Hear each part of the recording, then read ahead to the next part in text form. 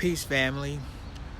The U.S. Supreme Court just upheld the state of Ohio's voter purge for voters in the 2018 and possibly 2020 elections. Now, this ruling isn't good because now the state of Ohio has a right to cut off or pull all the voters off of their voting rolls. So I'm gonna go ahead and play this video, and I'm gonna give you the rest of my commentary. The U.S. Supreme Court ruled Monday that the method the state of Ohio uses to remove names from its voter registration lists does not violate federal law. In Ohio, if a person does not vote in a federal election, they're sent a notice. If they don't respond to that notice and skip out on the next two general elections, they get taken off the voter rolls. In a 5-4 decision, the Supreme Court ruled Ohio is complying with requirements laid out in the National Voter Registration Act. In his majority opinion, Justice Samuel Alito wrote, "We have no authority to second-guess Congress or to decide whether Ohio's supplemental process is the ideal method for keeping its voting rolls up to date." Some other states, such as Georgia, Oklahoma, and Pennsylvania, use similar methods for removing inactive voters from their voter registration lists.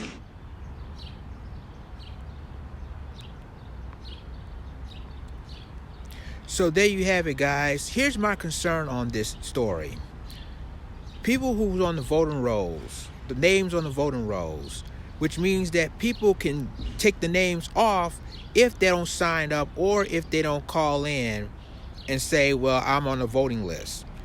But the problem with that is that now the state of Ohio has the right to kick off anybody who's on that list, who's on the voting list.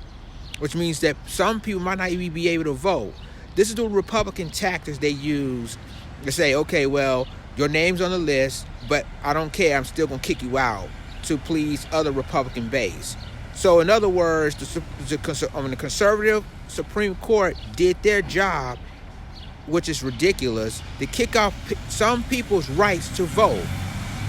Now remember, I think 2 years ago, that they took down Section 5 of the Voting Rights Act, which means that that's part of the voting purge.